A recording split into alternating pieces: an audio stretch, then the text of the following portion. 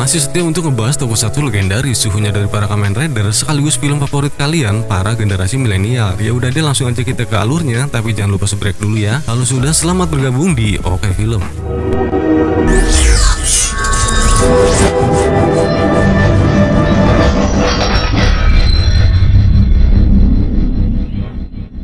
Diawali dengan Ichijo sedang melihat bukti penyerangan makhluk nomor kosong yang ia sendiri berharap menemukan sebuah petunjuk untuk mencari keberadaannya. Serta Sugita bilang agar jangan terlalu mengandalkan makhluk nomor 4. Lalu datang Sasayama, seorang polisi wanita bagian komunikasi, mengantarkan sebuah laporan tentang makhluk nomor kosong dari Nagano. Di lain tempat, Godai memamerkan lambang kuga yang telah ia buat kepada pamannya, namun sang paman nampaknya tidak paham dan sepertinya belum mengetahui bahwa kuga yang ia idolakan adalah Godai itu sendiri.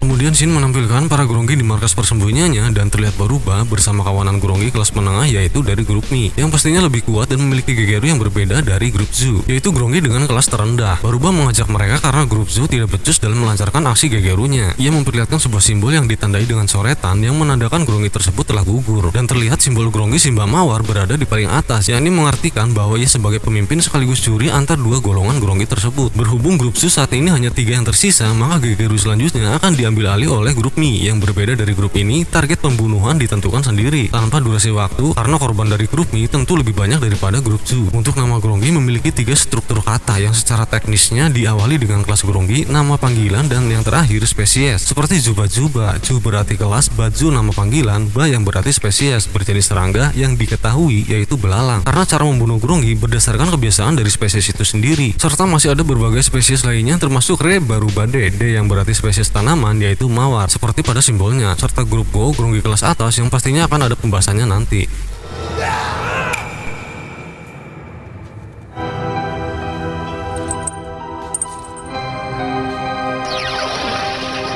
Shin beralih ke Ichijo. Fax yang ia terima berupa laporan makhluk nomor kosong dari kepolisian Nagano berisi informasi tentang adanya sebuah pemakaman yang ditemukan di dekat reruntuhan yang ia datangi tempo hari dengan jumlah sedikitnya 200 makam kuno.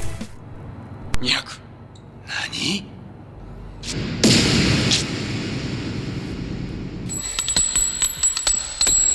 Kemudian Ichijo ditemui istri dan anak almarhum Profesor Natsume, korban dari makhluk nomor kosong. Ia menanyakan tentang perkembangan pencarian makhluk tersebut, serta Mika memperlihatkan benda berupa sebuah potongan logam yang dulu ayahnya temukan di dekat reruntuhan kuno. Berhubung mendadak ada sebuah kasus, ia memberikan alamat Sakurako agar menemuinya untuk menganalisis benda tersebut.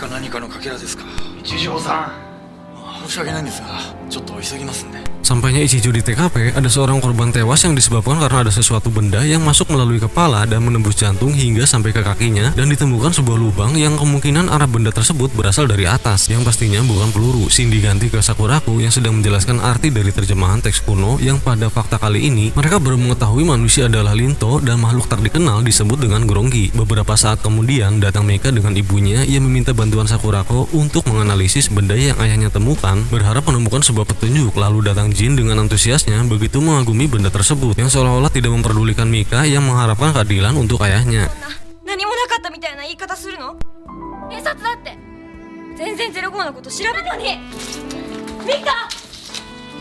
Singkat cerita, Ichijo memanggil Godai untuk menemui seorang peneliti di laboratorium kepolisian bernama Enokida. Ia memperlihatkan sebuah jarum begitu besar yang ditemukan di TKP tadi, dan hasil analisisnya, jarum ini mirip dengan sangat lebah yang membuat semua korban meninggal terkena shock anafilaksis secara langsung, dan diketahui makhluk tak dikenal ini sepertinya memiliki kemampuan seekor lebah.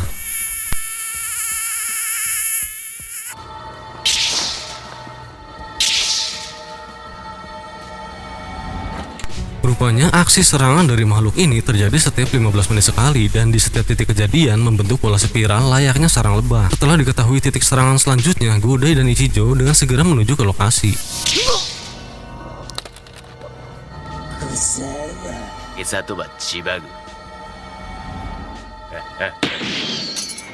Boma yang kebetulan berada di tempat ini karena merasa direndahkan, ia berniat menghilangkan gelang Gegeru milik Grongi dari grup Mi yang terjatuh. Ichijo yang mengetahuinya langsung menembakkan peluru ke arahnya hingga membuat topi yang ia kenakan terlepas, dan ia pun berlari ketakutan menghindari cahaya matahari.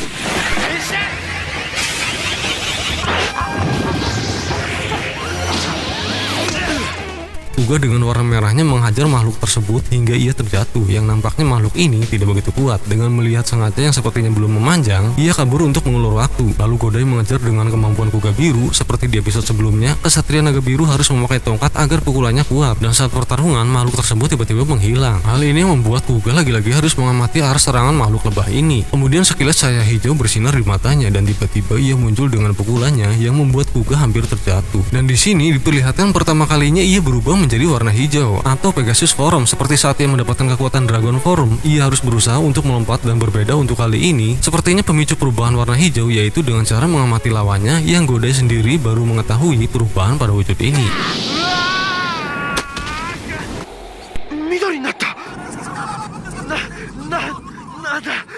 Namun untuk perubahan forum ini sepertinya Godai belum bisa menyesuaikan kemampuannya, karena perubahan pada forum ini meningkatkan indera penglihatan dan pendengarannya yang memungkinkan ia bisa mendeteksi lawan jarak jauh maupun yang tak terlihat. Karena baru pertama kali dengan wujud ini membuat ia tidak bisa berkonsentrasi hingga ia terjatuh dan kembali menjadi growing form. Serta makhluk lebah tersebut sepertinya tidak melanjutkan aksi pembunuhan karena ia kehilangan gelang Gegerunya.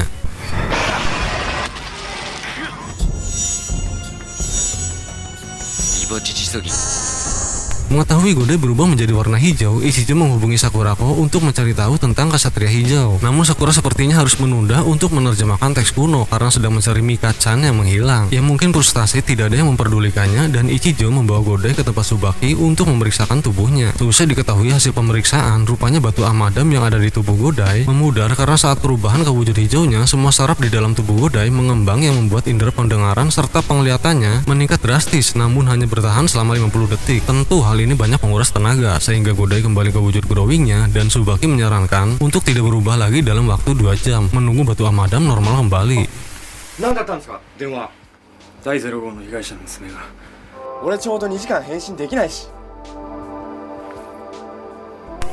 Di tempat lain, si Gronggi lebah yang seusai melakukan Gegerunya, ia menulis jumlah yang ia targetkan dari para korbannya di sebuah papan. Namun Baruba mengetahui gelang Gusepa yang ia kenakan menghilang karena ulah si Goma. Tentu ini membuat Baruba marah dan ingin si lebah memulainya kembali dari awal dengan gelang Gusepa yang baru.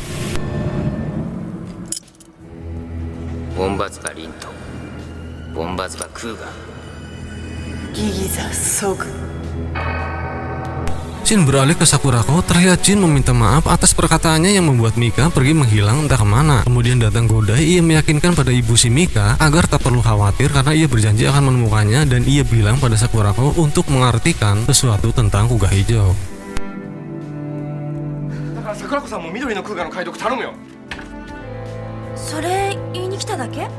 Di laboratorium kepolisian, Ichijo memberikan barang yang ia temukan untuk dianalisa ketika mengejar si kampret tadi, yang berupa sebuah gelang. Namun untuk menemukan makhluk nomor 14, Enokida bilang sepertinya gelang ini tidak terlalu membantu. Lalu ia memberikan sebuah alat bantu kepada Ichijo yang bisa mendeteksi gelombang suara ultrasonik untuk melacak keberadaan makhluk nomor 14 alias si Gronggi lebah. Di suatu tempat ada seorang ibu dan anaknya yang akan menaiki sebuah mobil. Terlihat makhluk tersebut mengincarnya, dan beruntung Ichijo datang tepat waktu untuk menyelamatkan keduanya.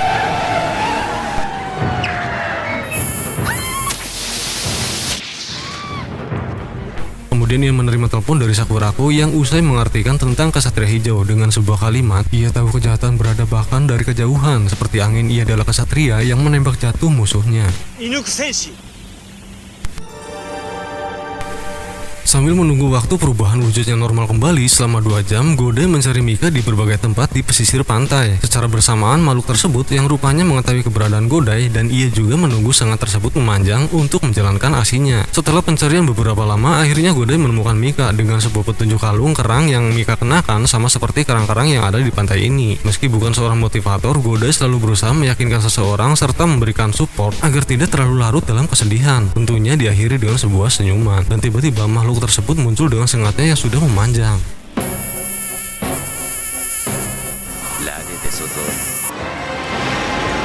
Ichijo dengan alat mendeteksinya mengetahui makhluk tersebut berada di atas pantai, dan ia pun bergegas karena secara kebetulan Godai dan Mika berada tepat di bawahnya. Yang kali ini targetnya yaitu Godai. Karena waktu sepertinya sudah melebihi 2 jam, maka ia pun berubah, dan ini saatnya untuk Henshin.